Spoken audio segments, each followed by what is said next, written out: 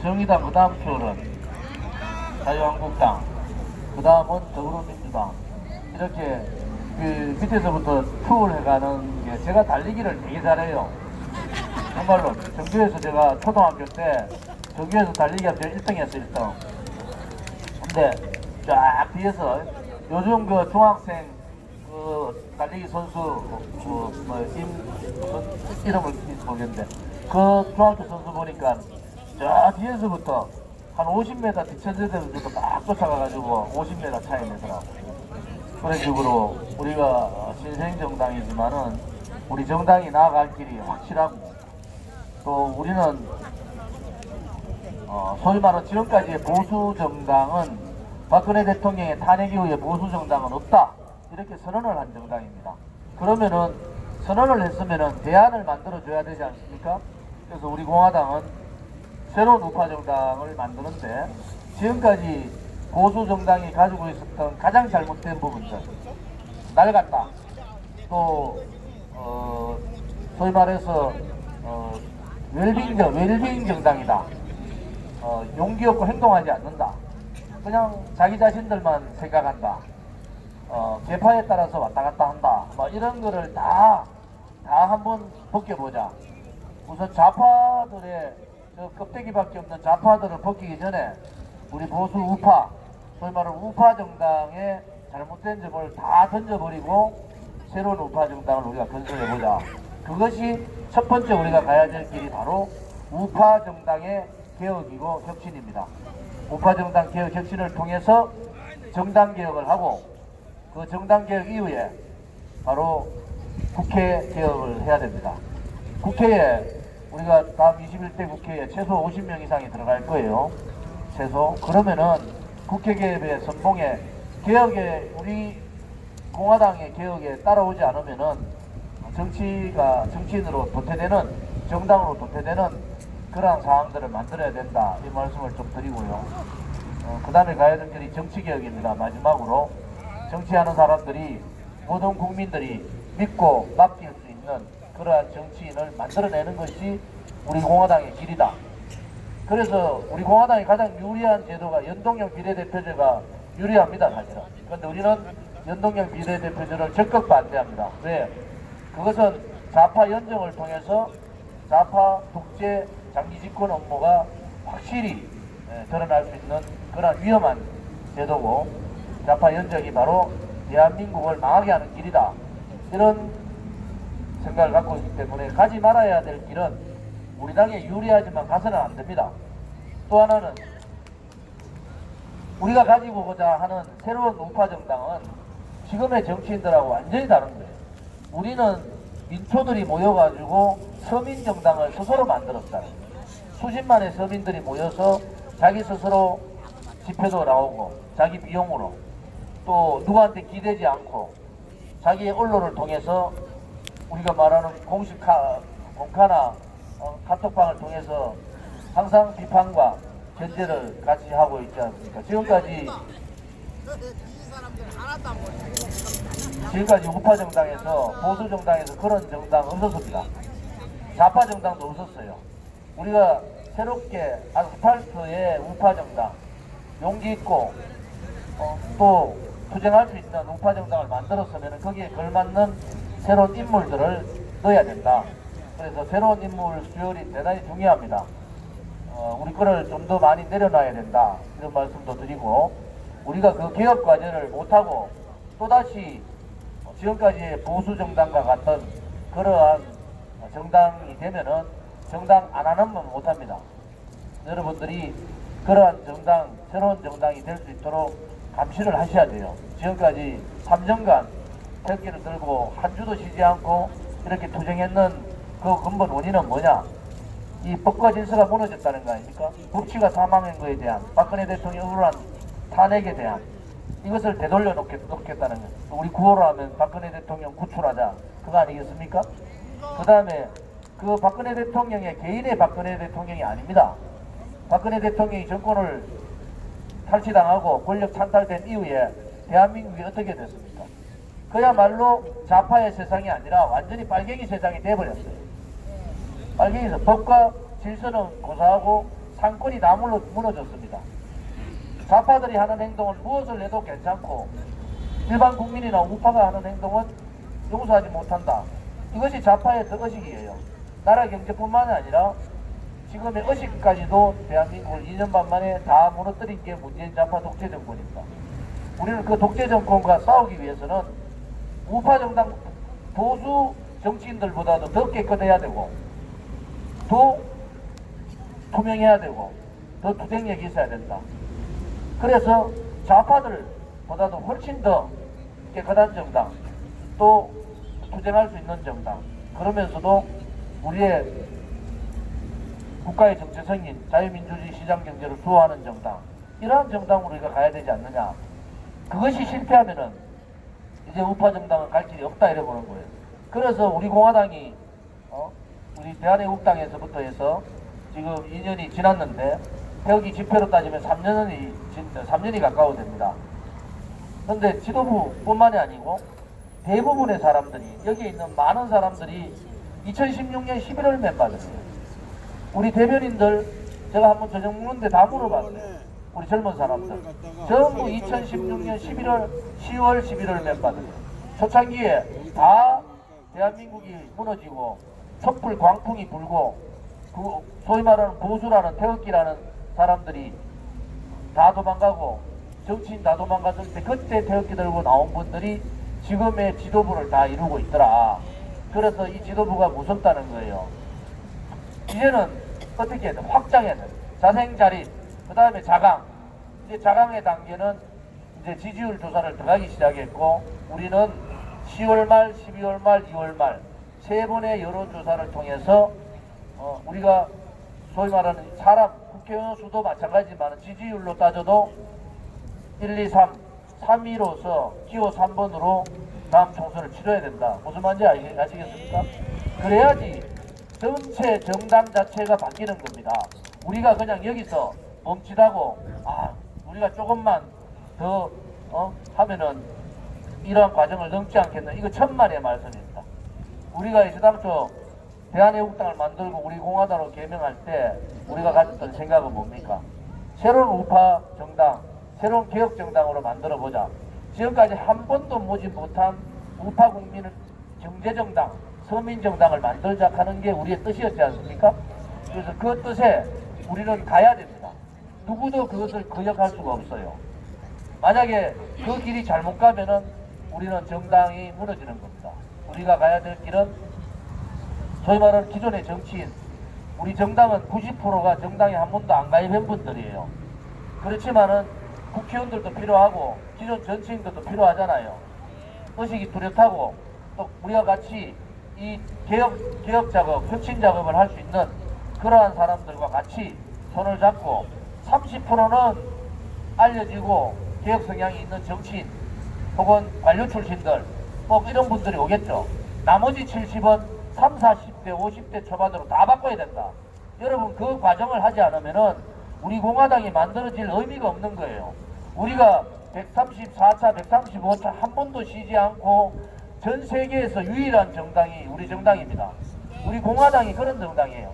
그런데 우리가 그냥 모여가지고 대강 막 20석 정도 얻어가지고 하면 된다 이렇게 생각하시는 당원 한 분도 없으시죠? 우리는 개혁정당, 혁신정당, 정당개혁, 특히 우파 지금까지 내려왔던 보수 정당을 부셔버리고 새로운 우파 정당을 만들어야 된다. 그리고 국회개혁, 그 다음에 정치개혁까지 우리는 가자. 그리고 다음 국회의원 선거, 대통령 선거 때는 권력을 되찾아와야 된다. 이런 입장을 가지고 있는 거 아니겠습니까? 이 역사가 오래가지 않을 것 같아요. 지금 저쪽 청와대에서 조국이라는 사람이 제가 볼 때 까불고 있는 거예요. 국민을 보고. 조국이보다 국민들이 더 현명해요. 그런데 지가 무슨 놈의 쫄지 마라. 아니 쪼는 거 지가 쫄고 저가 쫄고 있지. 저가 지금 온 동네 똥 다 달아놓고 똥 치우는 거를 국민 보고 기업 보고 치우라는 거 아니에요? 저가 잘못했다고 얘기해야 되잖아. 외교부 장관 다 도망가 보고 특사 보내려고 할게. 특사 보낼 사람도 별로 없어. 문정인이라고 맨날 주한미군 철수해야 된다고 떠던 사람을 주미대사를 넣겠다는 이러한 발상을 갖고 있는 사람들이 어떻게 골든 이 지금 사람들이. 일본의 경제 보복 문제를 풀 수가 있습니까? 맞습니다. 지금 그러면 일본하고 전쟁하자는 거예요? 아니잖아. 그래서 국민들이 자기 머리 위에 있는 줄 모르고 오만에 긁힌 거예요. 저거가 전부 다 선이고, 주사파가, 청와대가, 저과대가 하는 얘기 말고는 전부 다 악이다. 이런 이분법적인 논리를 가지고 2년 반, 다음 총선 때까지 3년이잖아요.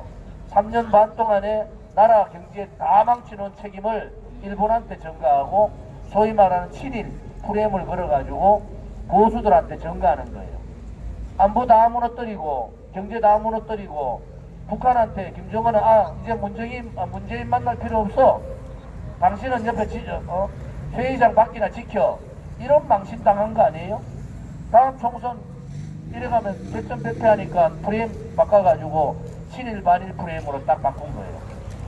송진이십니까? 예. 이래서 잠깐 회의 좀 할게요. 죄송합니다. 아무튼 우리가 가는 길은 누가 보더라도 당당해야 됩니다. 국민들이 왜 우리한테 그거 보지 마세요. 이리 오세요. 이리 보세요. 우리한테 관심을 가지느냐? 우리 공화당이 하는 게 옳고 우리 공화당이 하는 게 맞거든요. 그런데 저렇게 문재인이가 주결학해도 안 줄게 박원순이는 우리 게임이 안 되는 거예요. 이제는 박원순이가 떠들어도 눈 하나 깜짝 안 하지. 그러니까 국민들이 볼 때 그래 우리 공화당한테 국회의원만 더 실어주면은 우리 공화당이 일당될 수 있겠다. 보수를 대표할 수 있겠다. 우파를 대표할 수 있겠다. 이래 보신 거 아니겠습니까? 이 74일 이제 팟캐스트도 뭐 한 70일은 한 것 같아요. 60한 며칠을 한 것 같은데 오늘은 우리 인제대학교 법대 현직 교수입니다.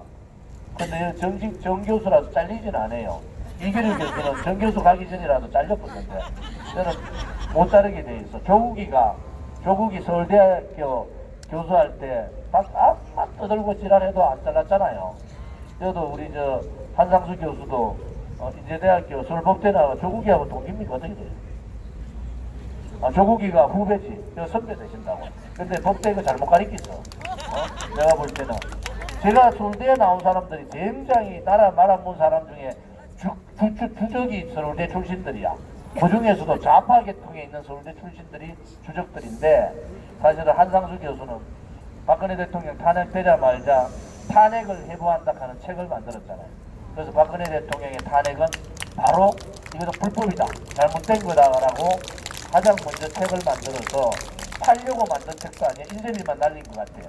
근데 그 책을 다 읽어봤는데 제가 읽어보니까 야 그때 벌써 이 탄핵의 문제점이 심각하다. 절차나 내용의 문제가 심각하다는 것을 얘기하신 분입니다. 그 인제대학교 법대 교수인 한상수 교수님이 오늘 팟캐스트 주인공으로 말씀을 하시고 또 서석구 변호사님도 와 계시니까 여러 가지 법적인 문제에 대해서 오늘 우리가 3월 10일 5분 돌아가신 데 대한 법적 문제 또 6월 25일 박원순의 깡패 용력을 동원한 폭력 문제 그죠? 그 다음에 그 이후에 지난 토요일날 경찰의 폭행 문제 뭐 등등 이런 부분에 대해서 광범위하게 여러분들이 궁금한 점 또 나도 다쳤는데 어떻게 해야 되느냐 뭐 이런 점들을 얘기하도록 그렇게 하겠습니다. 저는 또 여기 약속이 있어서 좀 빠져나가니까 오늘은 허평한 대표님이 좀 주제를 좀 해주시죠. 마이크만 일단 넘기겠습니다.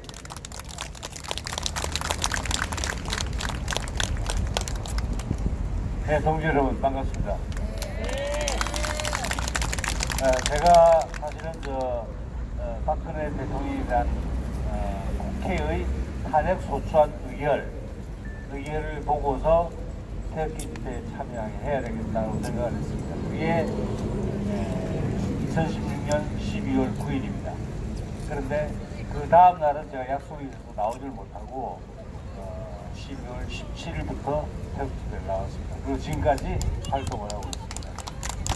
그때 물론 처음 나왔을 때는 제가 신분을 안 밝혔기 때문에 뭐 탄기국이나 이런 활동을 할 당시에 저는 그냥 여러분들과 똑같이 그냥 일반 청중으로 태극기 청중으로 이렇게 판단했습니다. 그러다가 이제 대한애국당 만들고 우리 우리공화당 만들어지면서 이 과정에 제가 적극적으로 참여를 하게 됐고, 그래서 제 가문의 영광입니다. 오히려 우리공화당 최고위원까지 올랐습니다. 정말 저는 최고의 가문의 영광입니다. 그리고 그 탄핵 문제에 대해서 대표님께서 말씀해 주셨는데, 그 제가 박근혜 대통령께 드리는 헌사가 있습니다. 들으실 분도 있겠지만은 헌사가 뭐냐면, 대한민국 헌법수호 전쟁의 최전선에서 불굴의 저비로 결연하게 싸우고 계신 박근혜 대통령께 이 책을 바칩니다. 그게 제 헌사입니다. 그래서 저는 그 박근혜 대통령이라는 탄핵이 바로 헌법수호 전쟁이다, 이렇게 규정을 했습니다. 우리가 뭐 체제전쟁, 역사전쟁까지도 얘기를 하지만은 제 입장에서는 뭐 배운 게 도덕질이라고 제 법학지까지 볼 수밖에 없었기 때문에 헌법수호 전쟁이다, 이렇게 판단했고, 그 최전선에 박근혜 대통령이 서 계시고 지금 옥중투쟁을 하고 계시죠.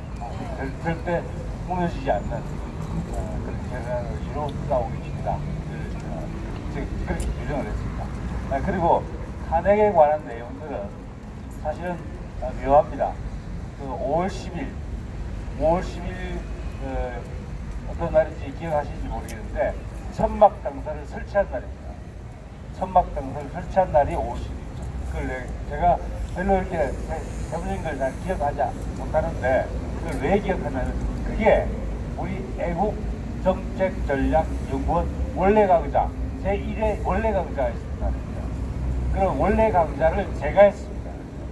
그때 박근혜 대통령에 대한 탄핵의 위법성이라고 하는 제목으로 그때 원래 강좌 제1회 원래 강좌를 했었고, 그날 오후에 저녁에 우리 천막강사 애국 텐트가 쳐진 겁니다.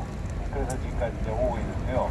그래서 그 날짜 그 강연을 보시면은, 강좌를 보시면은 그 탄핵이, 박근혜 대통령 탄핵이 왜 위법인가 하는 내용이 자세히 설명되어 있습니다. 그렇기 때문에 그 부분에 대해서는 그냥 원래 강좌 그 유튜브를 찾아보시면 그럴 수 있으니까 그 부분 강의는 생략하고 있습니다. 그리고 우리 천막당사 투쟁, 이 투쟁과 관련된 법적 문제를 말씀드리겠습니다. 우리 천막당사 투쟁 초기에 제가 저희 팟캐스트 비슷한 형식으로 해가지고 우리가 천막당사 투쟁이 법적으로 어떤 의미를 갖는가 하는 것에 대해서 설명을 드렸습니다. 그런데 그때는 아직까지 박원순의 탄압이 실행되지 않는 단계였기 때문에, 그래서 그 이후에 6월 25일이라든지 7월 16일 그리고 7월 20일 이 세 번의 침탈이 있었는데, 그 부분에 대한 법적 판단을 하지는 않았습니다. 근데 그것까지 포함해서 잠깐만 대략적인 내용을 말씀드리겠습니다. 첫째, 우리 광화문광장 천막당사는 대표님께서도 연설에서 많이 강조하셨죠. 이건 헌법상의 권리를 행사한 겁니다. 헌법상의 권리.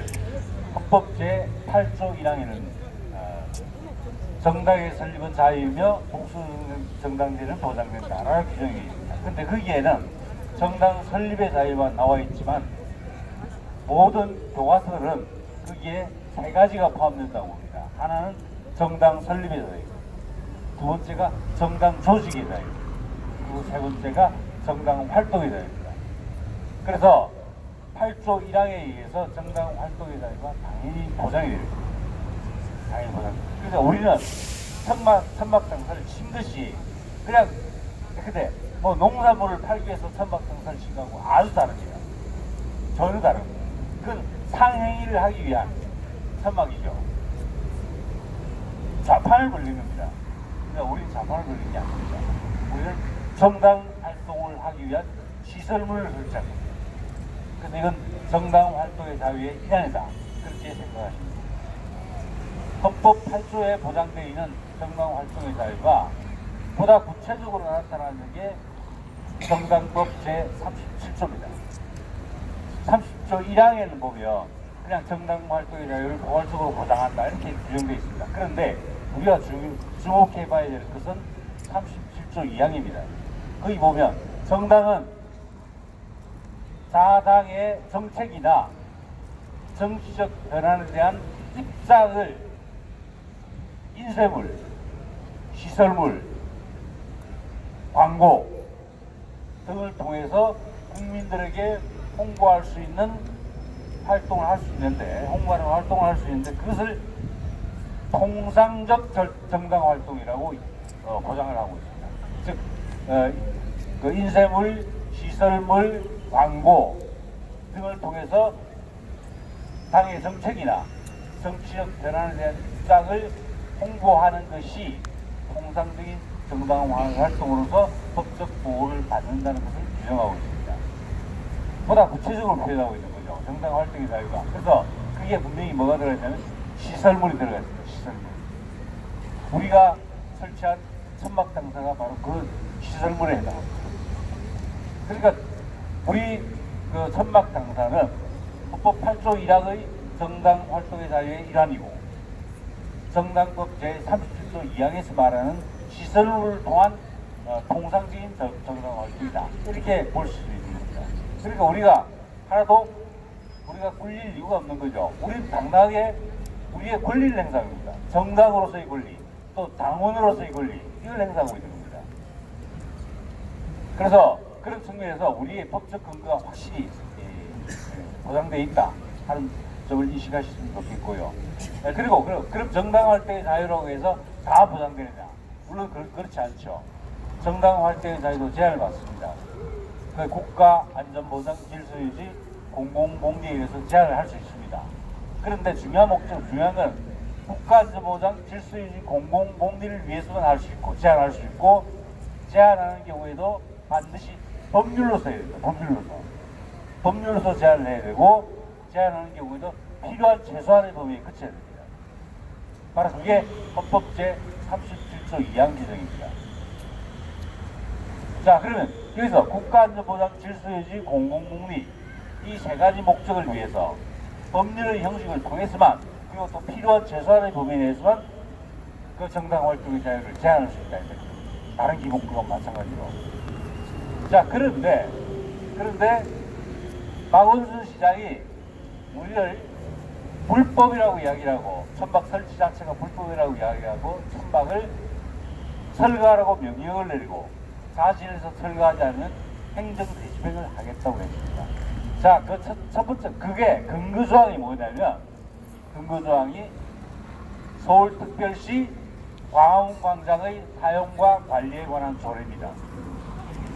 즉, 서울시 조례를 통해서 우리 공화당의 정당 활동의 자유, 이건 헌법과 정당법에서 과장된 권리고, 이건 반드시 법률로서만 제한할 수 있는 권리입니다. 그런데 조례를 통해서 우리 정당 활동의 자유를 제한한 것입니다. 따라서 이것은 명백히 헌법 제37조 2항을 위반한 것입니다. 그래서 우리가 행정 대집행을 불법이다 이렇게 규정할 수 있는 겁니다. 그리고 또 행정대집행법도 위반했습니다. 행정대집행법은 어떻게 규정되어 있냐? 행정대집행을 하려면 반드시 다른 수단이 없어야 되고, 그 다음에 공익을 심의해야 할 때 행정대집행을 하게 됩니다. 그런데 우리 공화당의 그 천막당사는 공익을 심의해야 한 적도 없습니다. 그리고 이미 뭐 세월호 등등에서 적용했다시피 변상금 부과라든지 이런 다른 대시 수단이 충분히 있습니다. 한마디로 말하면 박원순은 우파를 불태우라고 하는 그 문재인의 말에 따라서 우파가 광화문을 차지하는 게 싫은 겁니다. 바로 그렇습니다. 우파 정당을 죽이기 위한 겁니다. 그런 정치적 목적, 그것도 굉장히 불법적인 정치적 목적을 위해서 다른 수단이, 변상금이나 다른 수단이 많이 있음에도 불구하고, 그리고 우리가 공익을 해야 할 측면이 거의 없음에도 불구하고 이거 행정대집행을 한 겁니다. 그래서 이건 행정대집행법 제3조를 위반한 겁니다. 또 중요한 위법사항이 뭐냐면, 행정대집행은 이건 시설에 대해서 그 물적 시설에 대해서 할 수 있는 집행입니다. 즉 물적 집행입니다. 사람에 대해서 집행을 할 수가 없습니다. 그런데 우리 그 천막 당사 안에는 우리 동지들이 많이 계시죠. 사람이 있을 때는 사람을 그 시설에서 나오게 하는 조치를 먼저 취해야 됩니다. 강제로 끌어내라는 뜻이 아닙니다. 아니고 나오도록 설득하고 권유하고 경우에 따라서 뭐 단전다수나 이런 조치를 취해서 사람들이 없는 상태에서 설거를 해야 됩니다. 그래서 이 행정 대표이 실질적인 경우, 대표적인 경우가 무허가 건축물 철거하는 겁니다. 사진 철거하라고 개국장 보내죠. 그럼 철거 안 하면 그렇다고 바로 들어가서 철거합니까? 안 합니다. 설득합니다. 철거해야 되니까 나와달라. 여러 차례 설득을 하고, 그래도 안 하면 단수 조치를 취합니다. 그래서 전기도 안 주고, 전기 끊어버리고, 물도 안 주고, 이래가지고 사실상 사람들이 그냥 자발적으로 나오도록 만드는 조치를 취하는 겁니다. 그러고 나서 우크라이나까지 가서 철거하는 겁니다. 그런데 이번에 6월 25일에 있었던 행정 대집행은 전혀 그런 절차를 밟지 않았습니다. 그렇습니다. 이것도 불법입니다. 행정 대집행법 위반입니다. 그리고 또 하나 중요한 건 행정 대집행은 그 불복하는 절차로서 행정 심판을 할 수 있다라고 규정을 하고 있습니다. 그리고 우리 당에서 행정 심판을 청구를 했습니다. 그 행정 심판 절차를 보장하고 있다는 말은 행정 대집행을 할 경우라도 당사자가 그 행정 대집행의 적법성이나 정당성을 다투는 행정 심판을 제기했을 때는 그 심판의 절차를 기다려서 그 결과에 따라서 대집행을 하거나 말거나 이렇게 해야 된다는 거죠. 그런데 행정 심판 절차가 그 심판 청구만 돼 있고 절차가 하나도 진행되지 않은 상황에서 바로 대집행을 시작한 겁니다. 이것도 바로 헌법상의 적법 절차 위반입니다. 이런 여러 가지 측면에서 볼 때 6월 25일 행정 대집행은 명백한 불법입니다. 자, 그러면 이제 우리가 어떤 책임을 물을 거냐? 물론 당연히 행정 대집행은 불법이기 때문에 그날 한 행동은 전부 위법행위고 범죄입니다. 그래서 박원순이 한 것은 뭐냐면 우리 시설물을 파괴했죠. 그건 바로 재물손괴죄입니다. 우리 동지들 많이 폭행하고 상의하고 했죠. 그건 바로 특수상해죄입니다. 그리고 그 과정에서 행정대집행을 할 수 없는 것을 행정대집행을 했으니까 직권남용입니다. 직권남용. 그리고 사실 그 물건 다 수거해가지고 그 가운데 일부가 사실은 소실됐다고 합니다. 없어졌다고 합니다. 그 경우에 따라서 절도의 책임, 강도의 책임을 질 수도 있는 문제입니다. 이렇게 여러 가지 범법 행위를 범했습니다. 그래서 당연히 처벌받아야 됩니다. 그 주범은 박원순입니다. 주범은 박원순입니다. 그런데 거기서 그칠 문제가 아닙니다. 우리가 형사 책임만 묻고 말겠습니까? 박원순이가 대표님 급여를 압류하겠다고 호언장담을 하고 언론에 떠올렸죠. 근데 압류다 할 사람은 우리 대표님이 아니시고요. 박원순 자신입니다. 맞습니다. 우리는 그날 당한 물적, 인적 그 손해에 대해서 전부 손해상 청구도 할 겁니다. 시설물을 원상복을 시키거나 원상회복시키거나 아니면 시설물 그에 해당하는 대가를 손해상을 하도록 만들 겁니다. 그리고 우리 동지님께서 다치고 부상당하고 하신 부분에 또 정기적으로 숙명을 많이 받으셨죠. 그 부분에서 전부 손해상 청구를 할 겁니다. 그게 위자료입니다. 위자료. 우리 위자료 다 할 겁니다. 그래서 형사 고소고발뿐만 아니라 인사상의 손해배상 책임도 다 물어주십니다. 그러면 누구 급여가 압류되겠습니까? 네, 박원순 급여가 압류되겠습니다. 그리고 2차 7월 16일 날 2차 행정대집행이 들어왔죠. 근데 우리 두 대표를 주시거나 지도부가 잘 대처를 해서 큰 인명, 뭐 물적 손실이나 이런 부분은 없었습니다. 그런데 건너편에 우리가 그 세동에 그 몽골 텐트를 쳤죠. 사실은 그건 합법적인 시설입니다. 그거 건드리면 그것도 집회방해죄로 처벌받을 수 있는 내용이고, 물론 재물손괴죄, 직권남용죄 다 걸립니다. 또 가져가면 또 절도죄 될 수 있는 건데요. 그런데 제가 좀 아쉬운 건 뭐냐면 그 용역들이 그거 좀 때려 부수도록 놔뒀으면 부서웠을 거라 생각이 듭니다. 아니 우리가 건너오고 나한테 몽골 텐트를 말입니다. 그럼 그게 정말 그 좌파들의 폭력성을 적나라하게 드러내는 그 사건이라고 봤기 때문에 놔뒀으면 된다 했는데, 대표님들께서는 더 멀리 내다보시고 일단 그 사진 철거하는 걸로 했습니다. 그래서 일단 그때는 이제 사실은 우리가 정당하게 집회 허가를 내고 설치한 시설물이기 때문에 정당하게 설치해서 운용을 할 수 있는 시설임에도 불구하고 그게 마치 행정집행의 대상이 되는 것을 해서 철거하겠다고 협박을 한 거죠. 여러 사람들이 모여서 협박을 한 거죠. 그러니까 우리가 보통 저 법률 용어에서 특수란 말이 붙어 있는 경우는 그 여러 사람이 모여서 힘으로 밀어붙이는 경우, 또는 흉기를 든 경우, 또는 심야 이런 경우를 보통 특수라고 붙입니다. 근데 그 경우는 여러 사람이 모였죠. 뭐 수천 명의 그 서울시 직원하고 용역 직원들이 모여 있으니까, 경찰까지 있으니까 그 특수죠.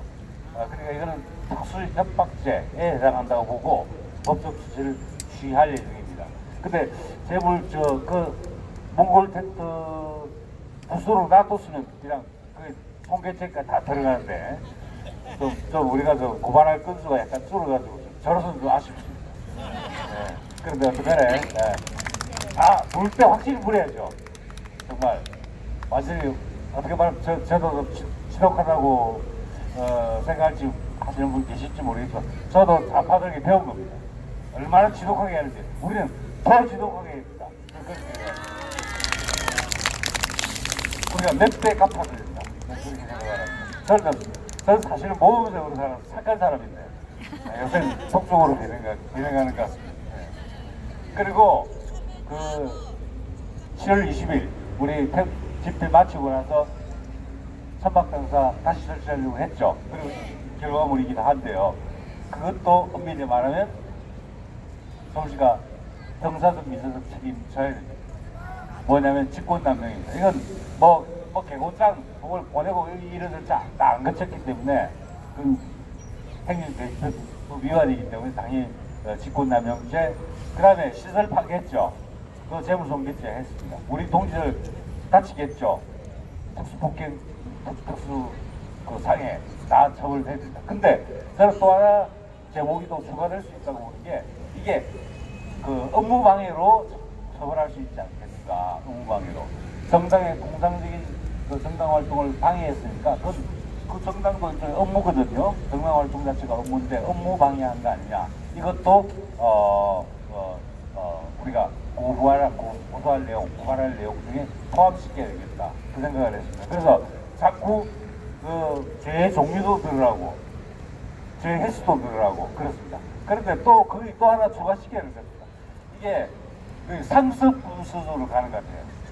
그 6월 25일 했다가 7월 16일에 물론 미수를 거치긴 했지만 또 하고 또 7월 20일 또 했으니까 이게 상습범 수준 또는 무범 수준입니다. 그래서 이걸 가중처벌시키는 방향으로 이렇게 우리가 해나가야 되지 않을까 그렇게 생각을 합니다. 그래서 제가 말씀드릴 수 있는 건, 그리고 또 하나 말씀드릴 거는 나중에 좀 김성주 변호사님 하셔야 될 말씀 제가 다 하는 거 아닌가 모르겠지만 일단 뭐 제가 마이크 먼저 잡았다는 특권을 살려가지고 하고 싶은 건 말씀드리겠습니다. 말씀드린 건 뭐냐면 행정대집행, 1차 행정대집행입니다. 6월 25일에 한 거. 그 6월 25일날 한 행정대집행이 위협하다고 해서 취소 소송을 제기할 겁니다. 서울행정법원에 제기할 겁니다. 그리고 또 그 비용 1억 4,500만 원 정도가 나왔죠. 근데 그 부가처분을 하면 그 부가처분 취소를 또 할 겁니다. 그래서 둘 다 위협하기 때문에 취소한다 라고 하는 판결을 받아낼 겁니다. 아까 말씀드린 이유로 서울에서 대법원까지 가면 그렇게 판결을 할 수밖에 없다고 봅니다. 그러면 그 모든 그 비용 이런 것들은 다 서울시 측에서 부담해야 됩니다. 1억 4,500만 원을 박원순이가 부담하든지 서울시가 부담하든지 되는 거죠.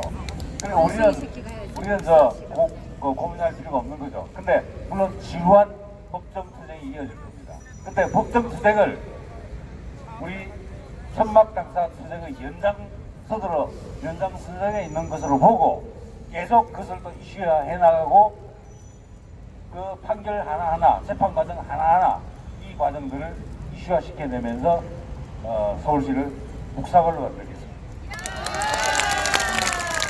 그런 계획을 가지고 전반적으로 움직일 생각을 하고 있다. 앞으로 또 벌어질 문제들은 동일한 맥락에서 누범, 상습범 차원에서 국가 권력이 서울시가 상습적으로 위협 행위를 하고 있는 거죠. 바로 잡아야 됩니다. 아마존이 그래서 그런 차원에서 초도 용서하지 않고 엄정하게 대응하겠다는 그런 입장이 있다는 것을 말씀드립니다. 감사합니다. 그리고 아주 우리 한상수 최고위원 아주 대단하죠? 네. 역시 그 법 중요합니다. 법이 대한민국에서 법이 중요한데 우리 한상수 최고위원 믿고 우리 끝까지 힘차게 믿고 싸웁시다. 한 박수 한번 해주세요. 그럼 우리 최석구 대표님 한 말씀 또 해주십시오. 여러분 정말 저는 아마 세계 정당 사상 여러분과 같이 용역 깡패들에 맞서가지고 91명이나 우리가 저항 없이 그야말로 내동댕이 치고 완전히 깔판을 뒤집어가지고 실신을 하고 하는 이런 장면들을 제가 진술서를 봤는데요. 세계 정당 사상 여러분들과 같이 이렇게 강력한 투쟁을 하면서 비폭력 무장으로 이 문재인 박원순에 대항하는 여러분들은 대단합니다. 아까 한상수 교수님이 우리 서울법대 교수님 출신이 돼가지고 그리고 현재 대학 법학 교수 아닙니까? 3.10 사태, 6.25 사태 너무너무 하고 제가 보니까 더 설명이 할 수 없을 정도로 엄청나게 잘하셨어요. 우리 한상수 우리 최고위원님을 위해서 여러분 박수 부탁드립니다. 오늘 저는 우리 또 서울시당 허평한 서울시당 위원장님 그 사무실에서 저희들이 3.10 진상위원회 또 6월 25일 또 용역카페 사건 진상위원회 그 회의를 장장하고 왔습니다.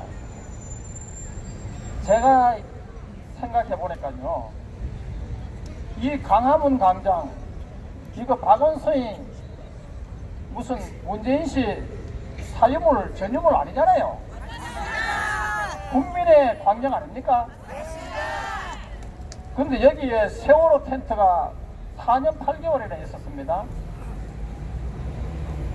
근데 세월호 사건요, 원래 그날 배 10척이 떠나게 있었는데 9척은 기상 악화를 위해서 다 출항을 포기했습니다. 여러분 생각해 보세요. 단원고 학생들이 탄 그 세월호는 더더욱 승객의 안전을 위해서 기상 악화니까 출항을 포기해야 되는 거 아닙니까? 맞습니다. 그렇게 출항을 강행해 놓고 거기는 세월호 단원고 교사들도 책임이 있습니다. 왜냐? 다른 데는 다 승객 안전을 고려해가지고 출항을 포기하는데 왜 단원고 교사들은 왜 단원고 학생들 안전을 고려해가 출항을 포기하도록 해야 되는 거 아닙니까? 맞습니다. 그런데 모든 책임을 몽땅 박근혜 대통령께 뒤집어 씌워가지고 난리를 치고 한 거 이거 택도 없는 짓이죠? 그리고 세월호 선조는요, 김대중 노무현 정권을 거치면서 2천억 원 부채 탕감받고 3천여억 원 특혜 용량 받아가지고 부도가 난 망한 회사가 갑자기 재벌로 성장한 회사 바로 정경유착의 표본 아닙니까? 그러면 청문회를 하고 진상조사를 한다면 김대중 노무현 정권을 상대로 해가지고 정경유착 조사해야 되는 거 아닙니까? 근데 왜 박근혜 대통령이 책임을 져야 됩니까? 이 택도 없는 짓을 한 거 아닙니까? 우리나라 제도권 언론들도 마찬가지예요. 그래서 저는 오늘 한상수 교수 최고위원님 하신 말씀과 중복되지 않는 범위 내에서 이런 얘기만 하겠습니다. 그리고요, 그 4년 8개월 동안 이 세월호 텐트가 여기에 있었는데, 세월호 단체, 세월호 참사 국민대책위원회 공동위원장이 누구냐? 박내군입니다. 이 사람이 이석기 사건을 갖다가 국정원에 조작했다고, 기획조사 조작했다고, 이렇게, 그것도 이석기 사건 서울고등법원 증언을 하면서 그따위 식으로 얘기했습니다. 그러면서 수많은 간첩 사건들이 다 조작된 것처럼 이석기 사건도 실체가 없는 사건이라고 이렇게 얘기했습니다. 여러분, 이런 얘기는 간첩이라 하는 소리 아닙니까? 나는 세월호 그 단체들 참 희한합니다. 왜 어떤 이런 사람을 갖다가 세월호 참사 공동대책위원장으로 뽑습니까? 그리고 세월호 유족들이요, 세월호 특조위 위원장에 선출된 그 이석기 변호사 알죠? 이 사람은 한 청년, 대법원에서 이적단체로 판결된 한 청년 합법화 투쟁을 한 민변 회장이었던 이석태가 이 사람을 특조위원으로 선출해가 이 사람이 특조위원장이 됐습니다. 이래가지고 세월호 사건이 내판이 된 거 아닙니까? 어떻게 이게 진상규명이 되겠습니까?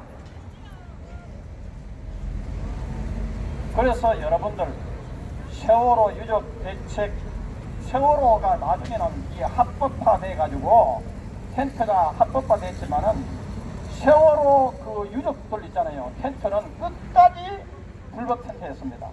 맞아요. 어떻게 4년 8개월 동안 세월호 유족 텐트들은 그렇게 불법 텐트를 그대로 방치했고, 어떻게 세월호 텐트 4년 8개월 동안 그걸 합법화 시켜주는 텐트도 있었습니까? 이거 법치 사망 아닙니까? 그래서 우리 조원진, 홍문종 공동대표님, 우리 대한애국당 천만의 서명운동본부가 이 자리에 진을 치게 된 거 아닙니까? 진상을 규명하기 위해서. 그리고 그 3월 10일 날요, 박근혜 대통령 탄핵도 억울하기 짝이 없습니다. 여러분, 박근혜 대통령 검찰이 보내셨습니까? 박근혜 대통령은 경제적 이득을 취한 바가 없기 때문에 휴직을 하지 않는다. 쉽게 얘기하면 박근혜 대통령 돈 한 푼 먹지 않았다는 겁니다. 어떻게 이런 깨끗한 박근혜 대통령을 사법살인의 위기에 처하는 33년형이나 때릴 수 있습니까? 이거 법도 없습니다. 자, 헌법 84조에 의하면 매우 외환의 죄를 범한 죄 외에는 형사상 소추를 받지 않습니다. 그러면 특검이든 검찰이든 수사할 권한이 없어요, 헌법상.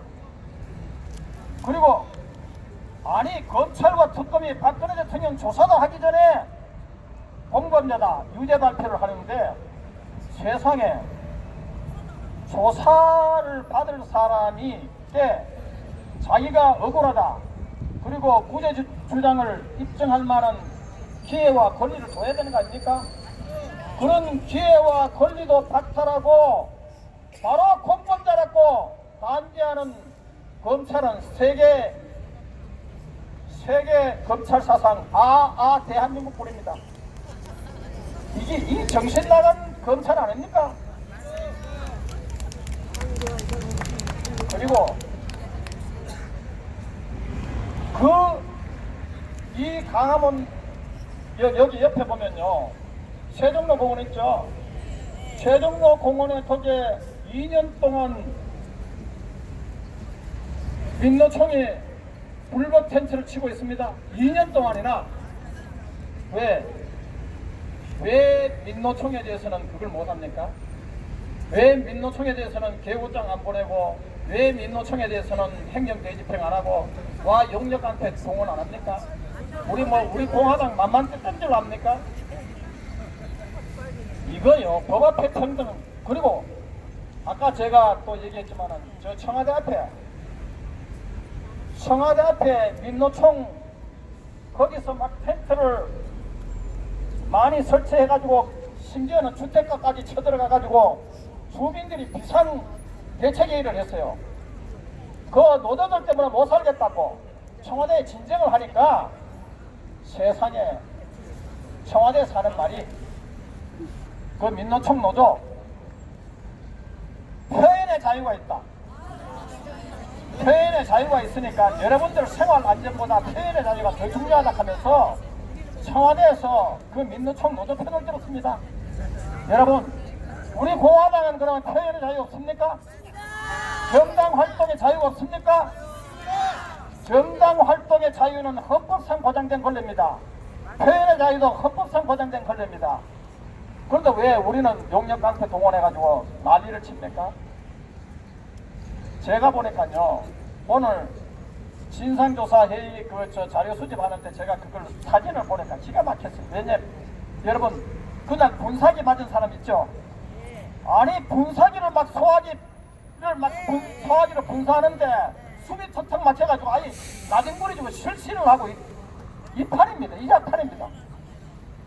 그리고 아니 용역깡패들이 이게 온몸에다가 문신을 해가지고, 그리고 제가 그거 진술서 봤는데, 야 이년들아 여기 뭐하고 나자빠졌느냐, 죽어봐야 알겠느냐, 죽으려고 환장했느냐. 아니 이게 뭐 하는 짓입니까? 민노총에 대해서는 벌벌 기면서, 그리고요 지금 민노총이요 검찰을 습격하고 기업의 사장식이고 전무실이고 완전히 집단 폭력 난동을 하고, 심지어 경찰도 그냥 때려가지고 6명이나 병원에 실려가고, 국회 철책 담당을 무너뜨려가지고 그때 경찰관 6명이 집단 폭행 당해가지고 실려갔습니다. 25명 연행했는데 그 다음날 다 풀어졌어요. 아니 이게 무슨 짓 뭐 하는 겁니까? 이러니까 우리가 문재인 퇴진하는 거 소리 나온 거 아닙니까? 지금 언론들이 제도권 언론이나 우리를 뭐라 합니까? 분열 세력이라 하는데 우리가 분열 세력입니까? 우리도 웬만하면 자유한국당 황교안 대표 좀 제대로 싸우는 정당이 되기를 간절히 바랬습니다. 아니 그런데 갈수록 과반 아닙니까? 아니 5.18 유공자, 가짜 유공자, 5.18 가산점, 아니 그런 문제 제기하는 사람을 갖다가 징계들을, 국회의원들을 3명이나 징계를 하고요. 그리고 무슨 세월호 아까 이 가짜 뉴스들을 비판을 하니까 그걸 또 당에서 징계를 하고, 이게 야당입니까 여당입니까? 이게 보수 정당이라 할 수 있습니까? 그리고 일본 아베, 물론 우리 한국과 함께 경제적으로 이렇게 보복을 하니까 우리도 좀 자제를 했으면 하는 심정은 있어요. 그러나 일본의 입장에서 살펴봐요. 일본의 불라수소, 이 불라수소는 생무기의 재료가 되고 화학무기의 재료가 됩니다. 그런데 한국에서 일본에서 수입해간 이 불라수소를 북한에다가 보내니까 그 일본의 그 소식통에 의하면 그 언론 발표에 의하면 20여 차례나 북한에 보냈다는 겁니다. 그러니까 일본 정부로서는 꼭지 안 들고 있습니까? 그래서 위기를 자초했는 거 아닙니까? 자, 이 위기를 자초했는데 이런 것을 지적한 조선일보, 중앙일보를 상대로 조국이 뭐라 했습니까? 아주 내국적 제목을 달았다 하면서 내국적이라고, 내국노라고. 아니 그러면 일본의 대일 외교의 위기를 자초한 문재인 정권을 비판했다고 해가지고 내국노락합니까? 이게 정신 나간 짓 아닙니까? 이렇게 내국노락고 반일 감정을 조작해가지고 다음에 총선 대선에서 승리하려고 하는 짓 아닙니까? 택도 없는 짓거리 하지도 마세요. 그리고 놀라운 것은 황교안 대표가요, 이런 것 같으면 지금 문재인 정권은 박근혜 정권 때 말정했던 경제 참사, 고용도 고용 참사, 그리고 한전 원전 참사, 국민연금 참사, 의료보험제정 참사 아닌 것이 거의 없어요. 온 전신에 국정 파탄 다 시켜놨고 국가 부채도 참사. 자, 이 지경을 만들어 놨는데, 그리고 대일 외교, 대미 외교도 이렇게 실패를 해가지고 나라가 절단이 나 있는데, 제대로 된 황교안 대표나 제대로 된 자유한국당 같으면 문재인 아웃을 선포해야 되는 거 아닙니까? 아니 그런데 문재인 정권 퇴진은 안 하고 청와대에 가가지고 뭐 대일 외교 초당적으로 개최한다고 공동 발표문이나 발표하고, 이게 문재인에게 힘실어고 문재인에게 날개를 달아주는 이게 야당입니까? 이게 보수정당입니까? 이걸 제대로 비판하는 정당 어느 정당입니까? 탄핵 무효, 대선 무효, 문재인 퇴진, 문재인 아웃을 주장하는 정당은 우리 공화당 뿐입니다. 그러니까 홍문종 의원께서도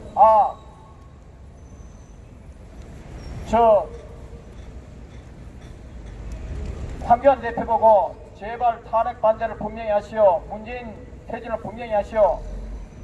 아무리 해도 묵묵부답이니까 참을 만큼 참았다 해가지고 탈당하고 우리 공화당에 입당한 거 아닙니까?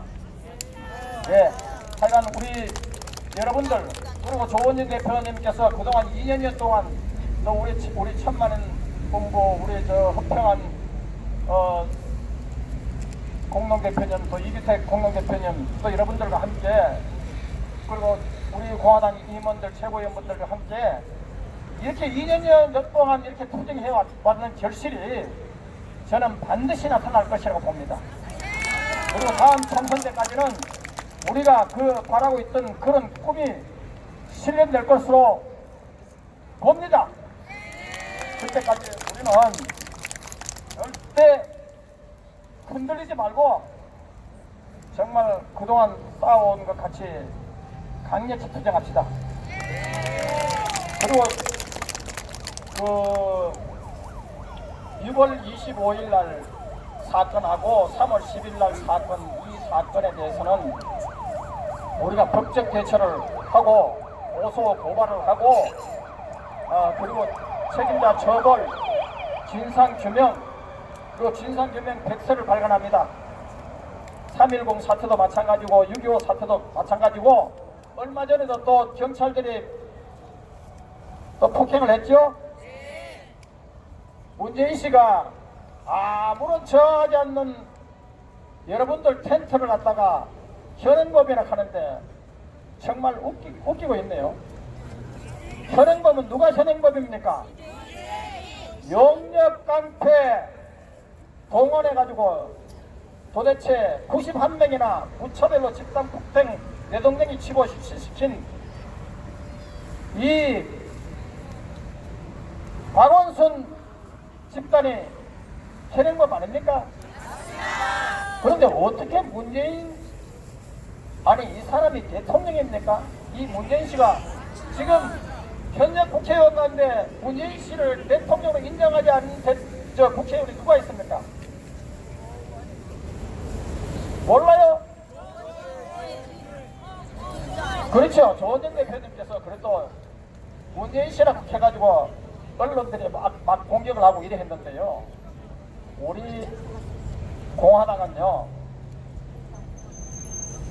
그렇게 대통령 같지 않는 남쪽 대통령이지 대한민국 대통령 아닌 섣불 반란 대통령이지 대한민국 대통령 아닙니다. 김일성 주체사상을 따르는 그 이석기 내란 선동범을 양심수라고 석방 투쟁을 하고 여기 이석기 석방 콘서트도 하고 있는 이 민노총이 주도한 촛불 집회에 의해 가지고 박근혜 대통령이 정권 찬탈을 당한 거 아닙니까? 그 미스터 프레시던트 도널드 트럼프, our president is not 문재인 but 박근혜. 트럼프 대통령님, 우리들의 진정한 대통령은요 문재인이 아니라 박근혜 대통령입니다. 그래서 오늘 여기 있습니다. 그래서 이제 제 얘기를 끝내도록 하겠습니다. 다음 태국 집회 어디죠? 부산이죠? 시간은 몇 시죠?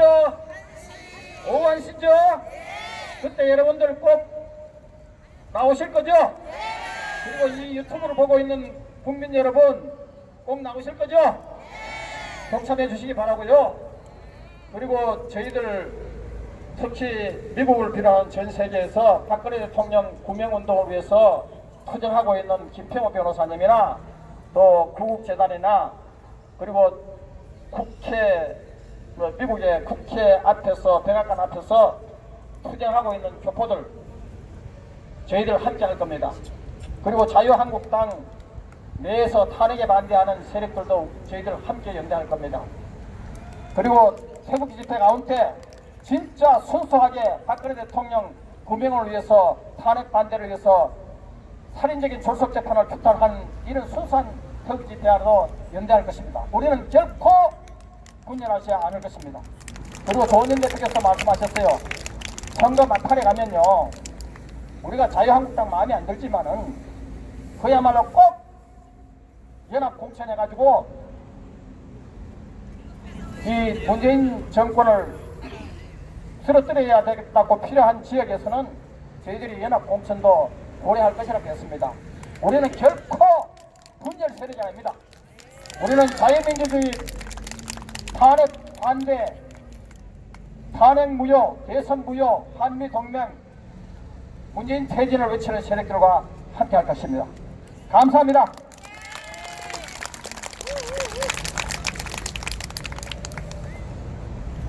오늘 대한민국 최고의 양심적인 법학자이면서 또 행동하는 법조인 두 분을 위해서 큰 박수 한번 보냅시다.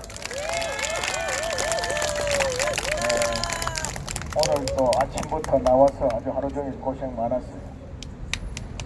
우리가 가야 할 길은 분명합니다.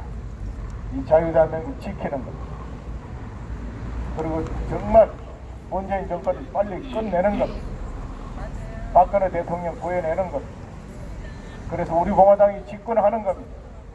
그래서 대한민국 정말 똑바로 한번 세우는 겁니다. 그리고 자유통일 우리 공화당이 중심이 돼서 이루는 겁니다. 자유통일만 되면 우리가 중국도 곧 무너뜨리고 동북 삼성 차지합니다. 세계 여행가들이 2040년에 그리 된다고 그래요.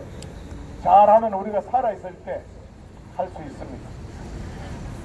우리가 눈 뜨고 힘 있을 때 해야 될 것은 문재인 정권 하루빨리 끝내고 박근혜 대통령 구해내고 진정한 자유우파 정당인 우리 공화당이 집권하는 것. 그렇게 해서 이 대한민국 정말 바로 한번 세워보고 자유통일까지 이루어내는 거예요. 그리고 힘이 더 나면 고통까지 수복해서 우리 조상들이 그렇게도 바라던 세계 중심국 그걸 이루는 겁니다. 할 수 있어요. 하늘은 스스로 돕는 자를 돕는다고 했습니다. 미국에 의존해서 안 됩니다. 일본 마찬가지, 독일이나 중국, 북한 아닙니다. 우리 스스로 우리를 지켜야 하는 거예요.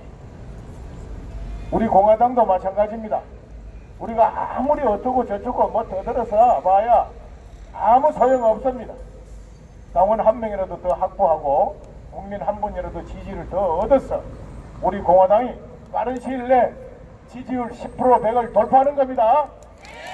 그것은 바로 이번 부산 주말 대회전에서 10만 애국 국민들을 직결시키는 겁니다. 그리고 이어서 다음 토요일 날은 30만 애국 국민 서울역 광장에 모으면 됩니다. 우리 대한애국당은 이 광장에 천막이 있든 없든 관계없이 오늘부터 우리가 하기 싫을 때까지, 할 필요가 없을 때까지 계속 이 광장에서 6시 기자회견하고 팟캐스트 하고 결의를 다지고 하면서 광장 정치를 해 나갈 겁니다, 여러분. 이 텐트에 연연하지 마세요. 이거는 이제 껍데기일 뿐이고 이 장소는 확실히 우리 대한애국당의 진실한 정의 투쟁장으로 변모했습니다. 우리 공화당의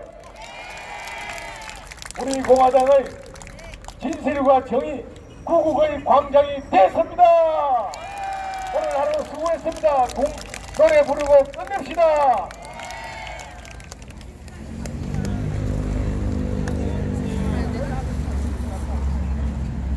이거 다 주소요. 이거 다 밟으면 어떻게 해요? 이거 다 담으시라고. 뭐 이거 핸드폰이 아니야. 이렇게 색깔이 빨간색이고 빨개. 핸드폰이 바꿔줬나 색깔이 빨개요. 사람 괜찮아요. 빨갛다고 빨개. 엄마 주세요.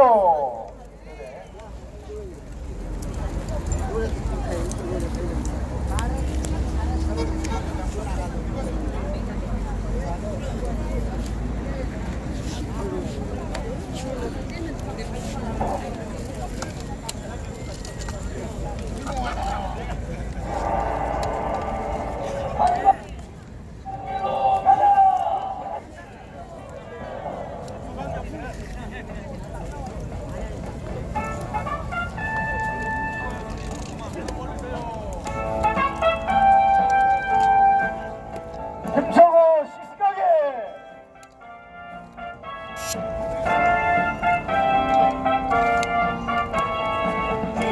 인생의 목숨은 교도와 같고 조국의 앞날이 양양하도다. 이 몸이 죽었어 나라가 산다면 이슬같이 기꺼이 죽으리라. 이 몸이 죽었어 나라가 산다면 이슬같이 기꺼이 죽으리라. 발행무효 적각석박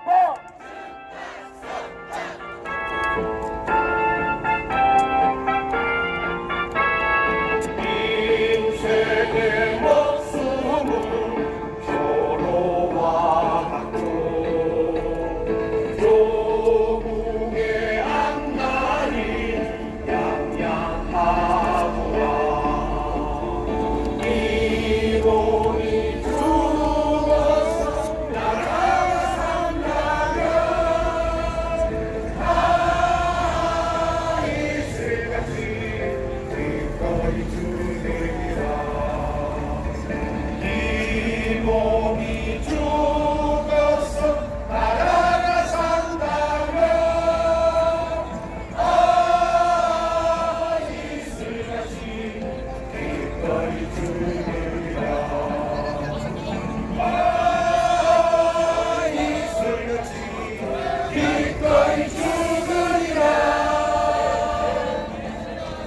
여기서 죽는다는 건 진짜 죽는 것이 아니고 죽음을 각오하고 싸운다는 겁니다.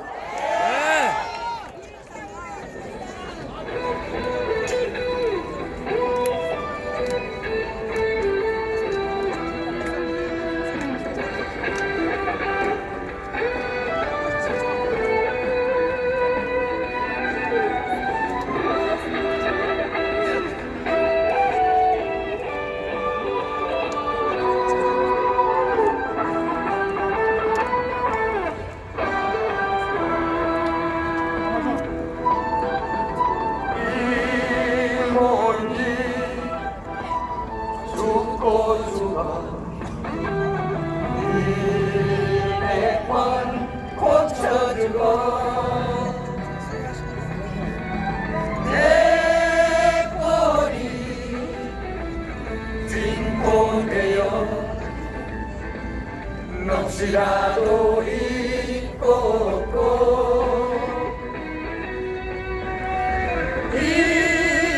인연아 이건 당신이야 다시 줄이 있으랴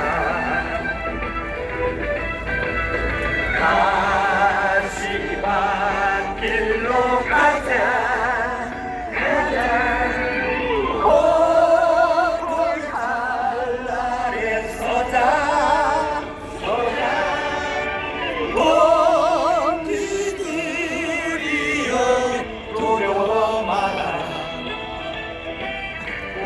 반드시 이긴다 우리가 반드시 이긴다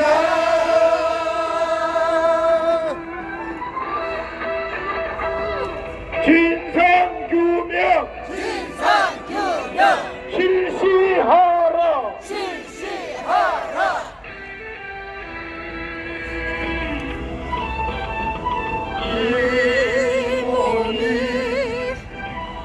죽고 죽어 100번 고쳐 죽어 내 꼬리 짓도 되어 역시라도 잊고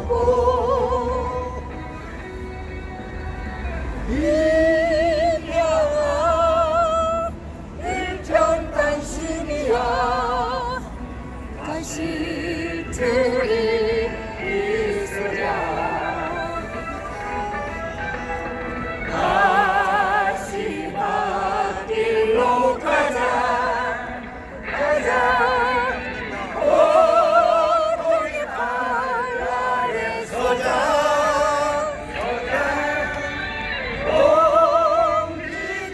동지들이여 두려워 마라 우리가 반드시 이긴다 우리가 반드시 이긴다 다시 밤길로 가자 자예 받습니다. 고통의 칼날에 서자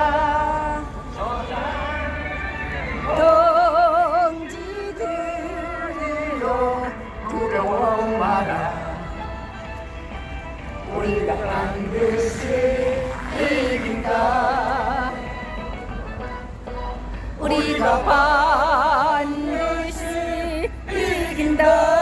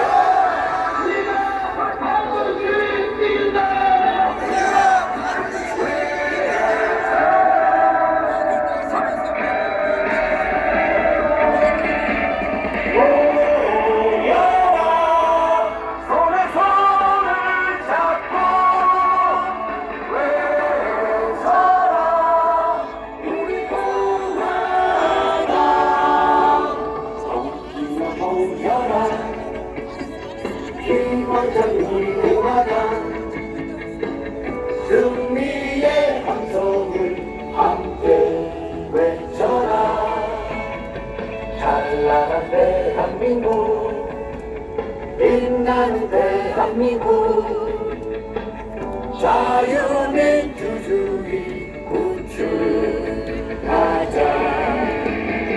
모여라 손에 손잡고 외쳐라 우리 공화당 자유민주주의 구축하자. 우리 공화당 모여라 손에 손잡고 외쳐라 우리 공화당 자유민주주의 구축하자. 우리 공화당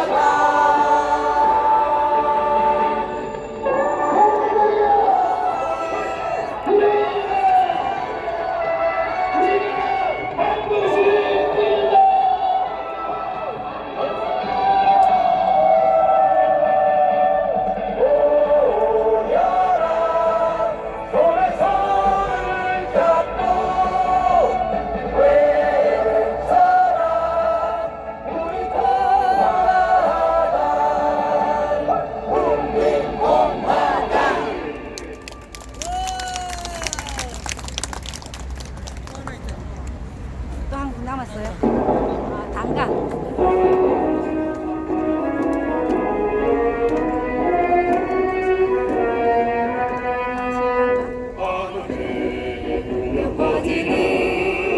큰 일상을 보아라. 조국이 우리를 이끌어주는 주너와 명령이다. 태극기를 우리 만들고 대한민국을 내가 지킨다. 우리가 제 역할이라 너희에게 나가자. 싸우자. 승리의 그날까지 우리는 이긴다. 우리의 공화당.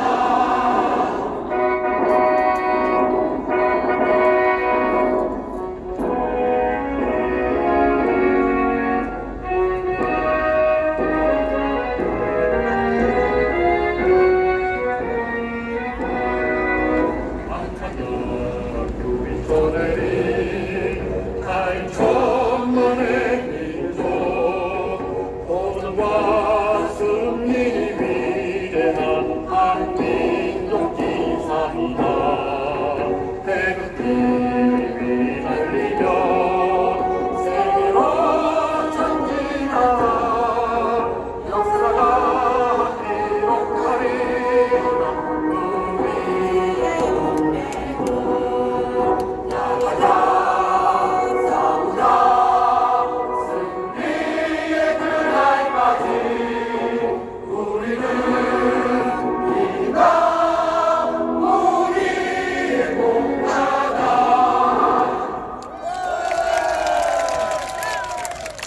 정말 수고 많았습니다. 감사합니다. 결국 행복한 시간 가지시고 내일 또 항상 4시 반까지는 꼭 나오세요.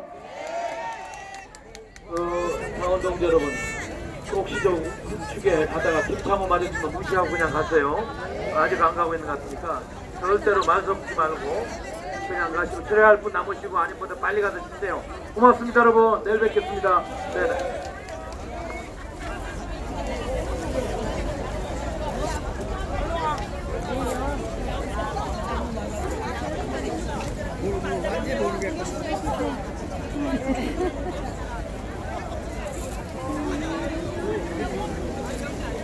진짜 못 되네.